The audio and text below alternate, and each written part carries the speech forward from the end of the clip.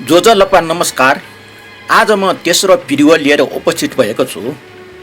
आज नेपाली संस्कृति सभ्यता अन्तर्गतको सुकुण्डाबारे संक्षिप्त जानकारी दिने प्रयास गरेको छु। काठमाडौँको संस्कृति सभ्यता अनुसार कुनै पनि धार्मिक सांस्कृतिक परम्परागत शुभ कार्य थाल्दा सुकुण्ड पूजा गर्ने प्रचलन अद्यावधिक छन्। सुकुण्ड पूजा गर्नुको कारण नै उक्त सुकुण्डमा रहेको गणेशको मूर्ति पूजा गर्नु हो। पूजा आजा गर्दा गणेशको मूर्ति पूजा गरे पुग्नेमा सुकुण्डा नै किन चाहियो भन्ने प्रश्न पनि उठ्न सक्छ। हुन त कुनै एक प्रकारको गणेशको मूर्ति पूजा गरे पनि नहुने होइन, तर सृजनशील कलाकारलाई टिट्टी भएर चित्त बुझेन होला। कलाकारले यस ठाउँको सभ्यतासँग गाँसिएको गणेशको मूर्तिसहितको भाँडो बनाउन सोचले गर्दा नै यो कलात्मक सुकुण्डाको सृजना हुन गएको हुन सक्छन्। यस सुकुण्ड शब्दलाई नेपाली शब्दकोशमा सुकुण्डो लेखिएको छ। संस्कृतिविद विद्वान पण्डित हेमराज साकीको भनाइअनुसार सुकुण्डा दुई शब्दबाट बनिएको शब्द हो। सुको अर्थ नेपाल भाषामा तेल हो। उहाँको लेखको आधारमा भन्ने हो भने पाटनको प्रख्यात इलोन सम्वेकमा दान दिने एक प्रकारको रोटीलाई सुमरी भन्छ। सु भनेको तेल, मरी भनेको रोटी।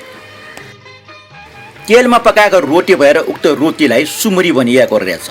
यस्तै तेलमा पकाएको बासी तरकारी गनाएमा सुनौ अथवा तेल गनाउँछ भन्छ। यस्तै सुत्केरी महिलालाई तेल घस्न पुगेन भने भुए सुए मगाम अर्थात् तेल घस्न नपुगेको भन्ने चलन पनि रहेछ।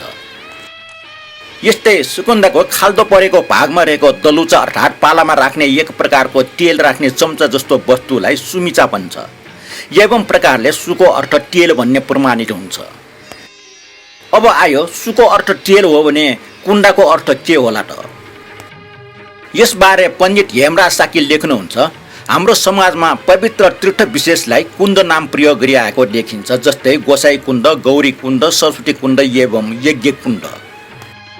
यस भनाइको तात्पर्य सुकुण्डमा बत्ती बल्ने डलुचा सहित तेल राख्ने खाल्डो परेको भाग नै कुण्डको प्रतीक मानिएको छ। यसको अर्थ कुनै समयमा नेपाल खाल्डो एउटा ठुलो कुण्ड तलाउ ढह थियो। यस कुण्डमा पछि विपुषी तथागतले 1000 पत्रको कमलको फूल रोपेको र त्यसबाट स्वयम्भूको ज्योति उत्पत्ति भएको कहावत छन्। यही कहावतसँग जोडी शिल्पकारले उक्त सुकुण्डाको निर्माण गरिएको देखिन्छ। भन्नुको तात्पर्य नेपाल खाल्डो कुण्डको प्रतीक सुकुण्डाको भाँडो हो।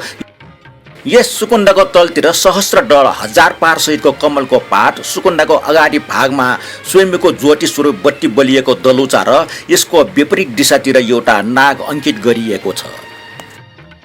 यो नाग नेपाल खाल्डोमा रहेको कर्कोट नागराजको प्रतीक मानिएको छ। दलुचासँग जोडिएको भागमा गणेशको मूर्ति अंकित छ। गणेशको मूर्ति अंकित गर्नुको अर्थ चीनबाट आएका महामञ्जुश्रीलाई आफ्नो खड्गको सहयोगले चोभारको गल्छी काटी पानी बाहिर पठाएर यहाँ बस्ती बसाल्ने सुरु गरेको अथवा श्री गणेश गरिएकोले सोको प्रतीक गणेशको मूर्ति राखिएको भनाइ छ। यसरी नेपाल खाल्डोमा मानव बस्तीको श्री गणेश अथवा सुरुवात भएको इतिहाससँग सम्बन्धित गरी यो सुकुण्डाको निर्माण गरिएको र आजसम्म पनि काठमाडौँका आदिवासीहरूले कुनै पनि शुभ कार्य गर्दा सुकुण्डा पूजा गर्दै आइरहेका छन्। शुभ कार्य थाल्दा सुकुण्डाको पूजा गर्नुको मतलब नै आफ्नो वासस्थानको गौरव गर्नु र मातृभूमिको सम्झना गरिरहनु यसको आदर्श देखिन्छ। प्रिय साथीहरू, यो भिडियो पण्डित हेमराज साकीको सुकुण्डा नामक लेखको आधारमा तयार गरिएको हो। यो लेखको पूर्ण विवरण मेरो युट्युब च्यानलमा हेर्न सक्नुहुन्छ। आजलाई बिदा दिनुहोस्, पछि फेरि भेटौँला। धन्यवाद।